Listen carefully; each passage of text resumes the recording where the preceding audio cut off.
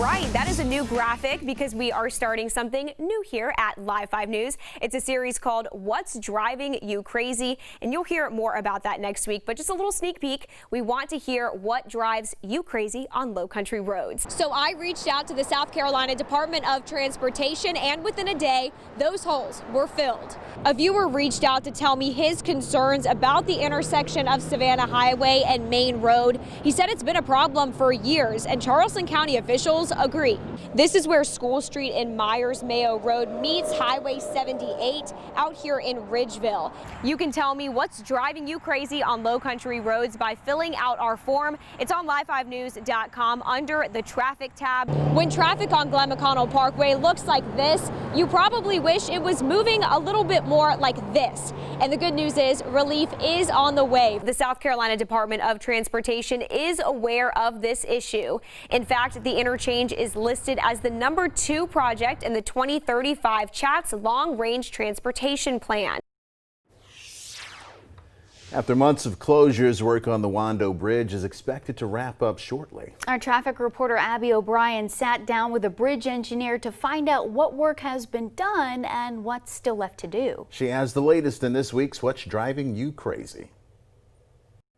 Many of you remember when this happened back in 2018. A cable snapped inside the Wando Bridge, causing weeks of closures and massive traffic delays. Lately, many of our viewers have asked me about the status of this project, so I got answers from the DOT.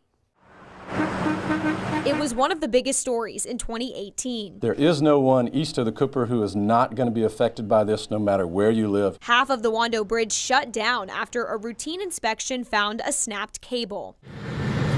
Weeks of lane closures and traffic nightmares followed.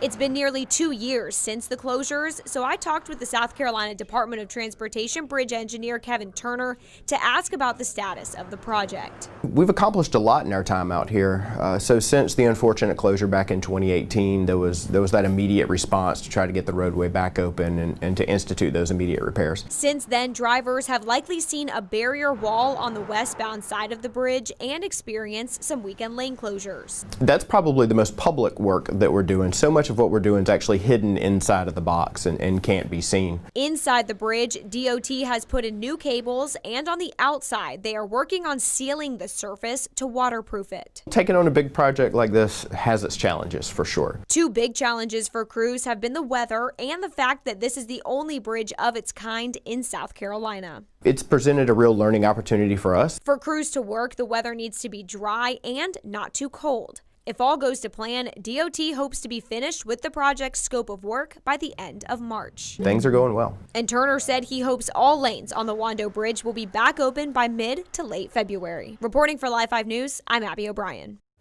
So a lane will be closed this weekend on the westbound side of the bridge, but that depends on the weather. Don't forget, you can let Abby know what's driving you crazy out there on the low country roads by going to live5news.com and clicking on the traffic tab. Several big projects almost at the finish line in West Ashley, including a school. And that means more cars on the roads. And some parents worry the traffic is going to get even worse. Traffic reporter Abby O'Brien looks into what changes you could see. On most school days, morning traffic looks like this on Glen McConnell Parkway. Traffic is just part of our lives down here. But in the next several months, more cars are expected to join this early morning crawl. West Ashley traffic in the morning is somewhat of a nightmare. A new county library is set to open this spring. The brand new C.E. Williams Middle School should open this fall. And the West Ashley Center for Advanced Studies is expected to open next year. All are being built in this complex off Glen McConnell Parkway. PTA president and mother of two, Meredith Repick, makes this drive every day, and she's worried about how these changes will impact traffic. One of the questions that continues to come up is about traffic and about how the flow of this many people in and out of one location is going to affect just the residents of West Ashley. altogether. Earlier this year, the school district decided that all West Ashley Middle School students would go to the new C.E. Williams School.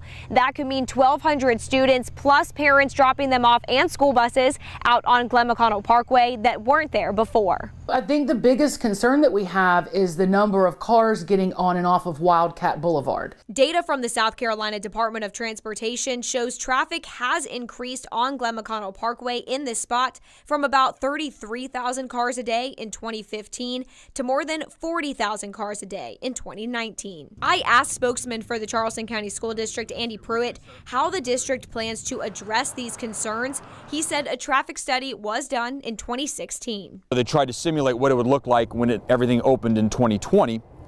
They also compared that to if the C.E. Williams wasn't built, and they tried to look at some of the recommendations that could be made to help alleviate the traffic as best as possible. One change is the connection of Sanders Road to Bees Ferry Road, so there is a second entrance to the complex. But Sanders Road is a 2-lane road through a neighborhood that is not going to be able to handle the excess volume. The study also suggests adjusting traffic signal timing to help move cars more efficiently, adding another signal at Bees Ferry Road and Sanders Road, and sidewalks. I think that shows you that this was something that was planned. Repick says she's hopeful the school district will carefully choose the school's start times. I think that the school district is being flexible, so if it doesn't work, they are willing to make adjustments. And we will be tracking how this looks in the fall. Reporting in Charleston, Abby O'Brien, Live 5 News. And you can see a full list of suggestions in that traffic study by going to live5news.com. We also asked the State Department of Transportation and the City of Charleston if any of those suggestions will be put into place. A spokesperson with Charleston wrote, quote, "The SC Department of Transportation is currently working on signal improvements to intersections on the Glen McConnell Parkway. The city will be retiming lights for maximum efficiency in conjunction with those improvements." Live 5 News investigates after some of you wrote in asking why there aren't any school zone signs on College Park Road. Good question. Traffic reporter Abby O'Brien tells us why some say the road is extremely dangerous and how the school district is responding. If you spend just a few minutes on College Park Road, between 7 and 9 o'clock in the morning, you will see dozens of kids crossing the road and walking along the sidewalk near College Park Middle School. You will see signs for a bike lane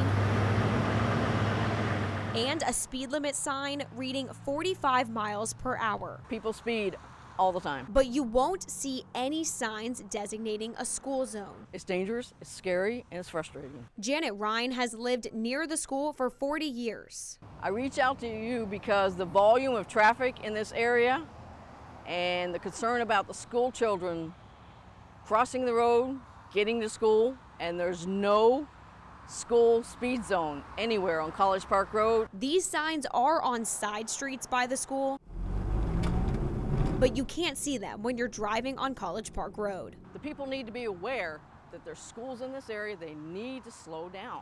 A spokesperson with the Department of Transportation told me they are not required to put school zone signs on College Park Road because the driveway to the school technically sits off of Trinity Place. But the address to the school is College Park Road, and kids cross it every day to get to school.